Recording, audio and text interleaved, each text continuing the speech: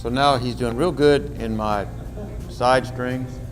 And now we've got one thing we've noticed we want to show you, that when a racehorse runs or gallops or canters, whatever you want to call it,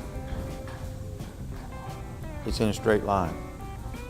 And so he's probably real good at doing all that in a straight line, but now what we got to do is help him put it together in a circle, because his life now is going to be different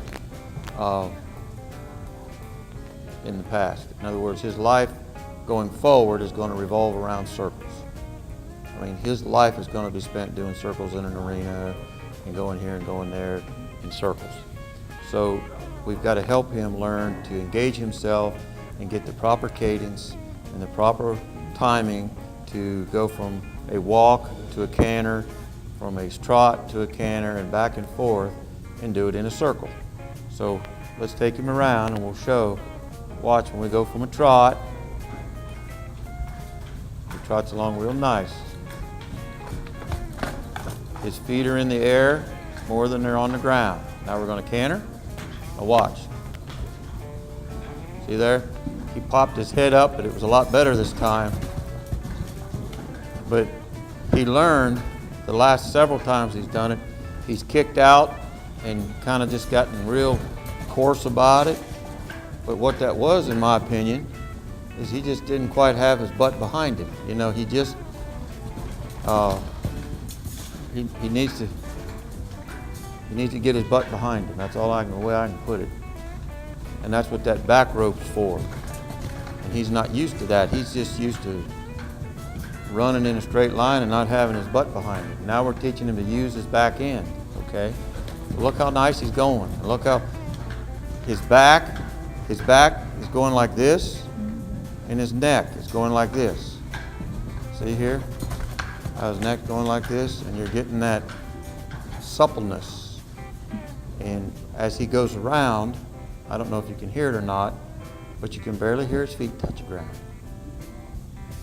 And see, that's where, when Julie goes to the track and buys these horses, these are the things she needs to look for, and I know she does. That, I mean, he could be going around here like a clumsy old you-know-what if you're not careful. Well, that's no future in that. Well, see, he's got the proper body mechanical mechanism. His mechanical structure allows him to have his feet in the air more than they're on the ground. Look at that, how nice that is. This horse will be a treasure when we're done here. Okay?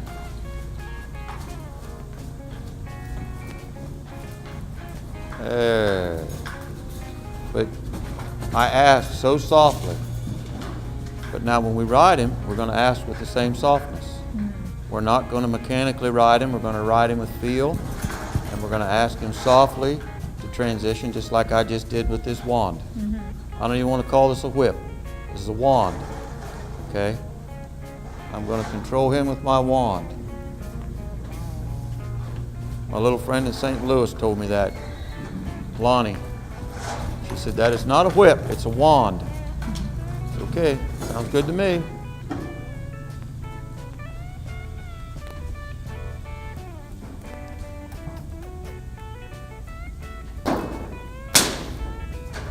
See, that resistance right there, if we'd have been riding him, we'd have got in a little quarrel with him maybe, and we don't want that. We got to get past all that foolishness.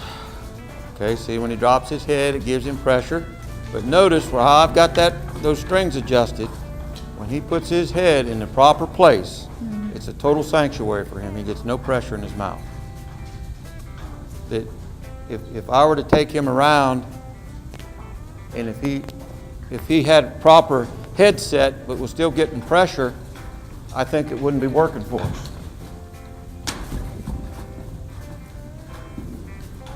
There we go.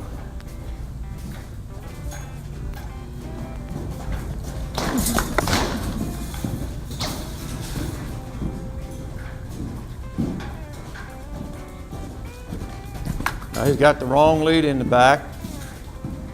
It's all right. Let him do it wrong a little bit. Let him kick and work extra hard.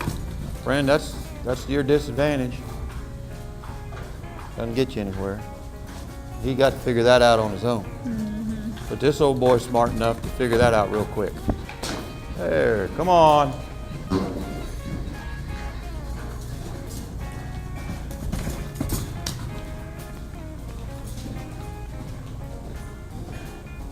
You've had him to the chiropractor? Yeah, he's been adjusted twice.